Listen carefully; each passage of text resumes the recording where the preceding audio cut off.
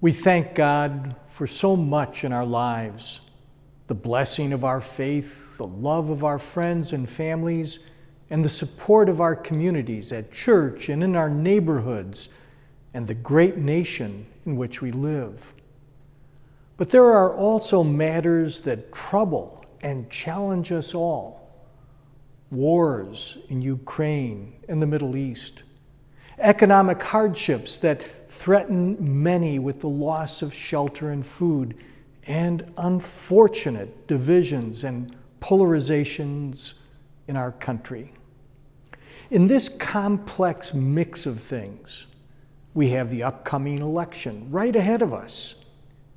It's worth taking some time to reflect on the serious choices we make when we vote. I want to offer some thoughts on voting, and they're directed mainly to Catholic people, but also to other persons of goodwill. Both political parties are targeting the so-called Catholic vote, as if Catholics were monolithic in their political behavior. What strikes me very forcefully, however, are those commentators on different sides of issues who insist that Catholics, because of certain Catholic values, must vote one way or another. Catholic hot-button issues are well known. Respect for life from conception to natural death, religious liberty, the protection of family life and traditional marriage, racial justice, the lethal degradation of the environment, the growing economic inequality with patterns of exclusion from economic opportunities, safety and security on our streets and in our neighborhoods, immigration, healthcare, and national security. Let's be clear. There are convictions and values deeply embedded in the Catholic faith tradition that provide a compass for navigating the complex issues we face. This comes together in what we call Catholic social teaching. It is not a political program. In fact, Pope St. John Paul II expressed it very clearly. He said, "The Church respects the legitimate autonomy of the democratic order and is not entitled to express preferences for this or that institutional or constitutional solution." In other words, specific policy and legislative options lie outside the Church's competence. However, the Church is, in the words of Pope St. Paul VI, an expert in humanity. That is to say, knowledgeable about what leads us to full and authentic living as human beings. That expertise in humanity can and ought to be brought to bear on our social and political life together. That sense of humanity affirms the respect due to all human persons because of their dignity as created in the image and likeness of God.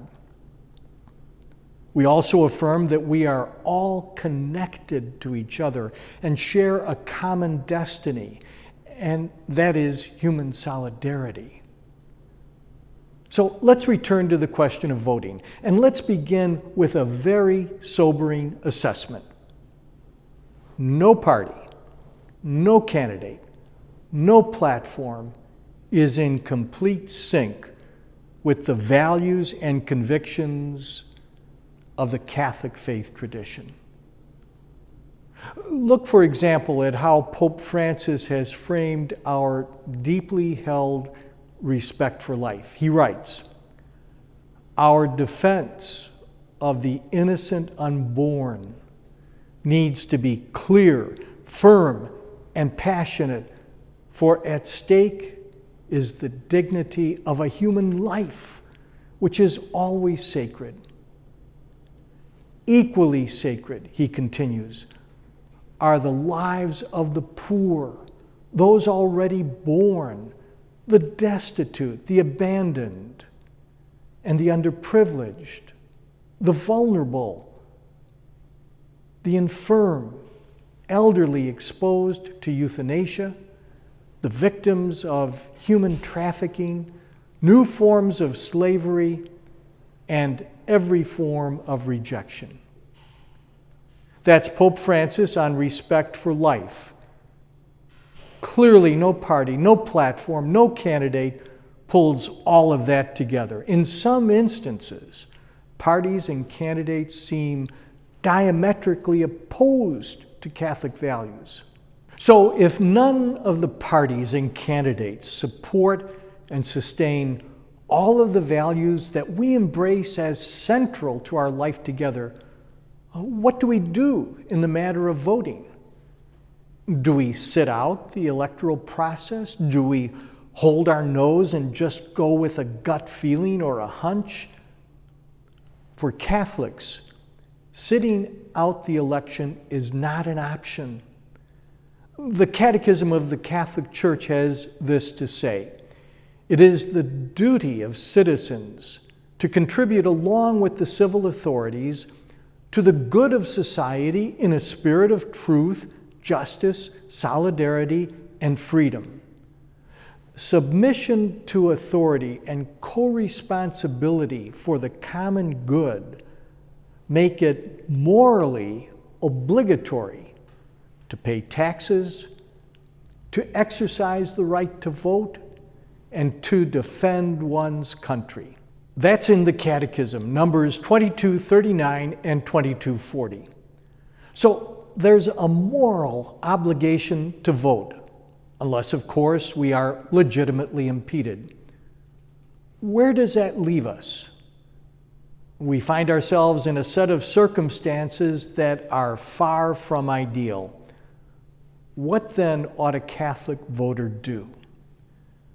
First, we need to review and reclaim our understanding of basic values and convictions rooted in faith and reason. This may mean reviewing what we hold about the dignity and value of human life, about our life together, and about the created world that is entrusted to us. And this may lead us to challenge within ourselves things that have seeped into our lives because of the culture we live in. For example, we may recognize some ways that we have been co-opted by an aggressive individualism that prizes autonomy over and above solidarity, a sense of connection and being together in life. We need to identify what ought to matter to us. We can consider the choices, the candidates, and policies that are before us. We already know that none of them will fully match our values and, in some instances, be quite contrary to them. At that point, we need to consider what choice could possibly lead to less harm and a more positive outcome. I mean that we need to try, again, as best as we can, to determine where there will be more give so that in the future it might be possible to have a closer alignment with our convictions and values. There is no surefire formula for making this determination, and frankly, we need to pray over this, asking God for the gifts of wisdom and prudence, the ability to make the best practical judgment possible. Once we have voted, we also need to recognize that our obligation as citizens isn't finished. The frenzy that often accompanies campaigning and the electoral process in our country suggests that once citizens have voted, they're done with their duty. and now everything is in the hands of elected officials. That is far from the truth.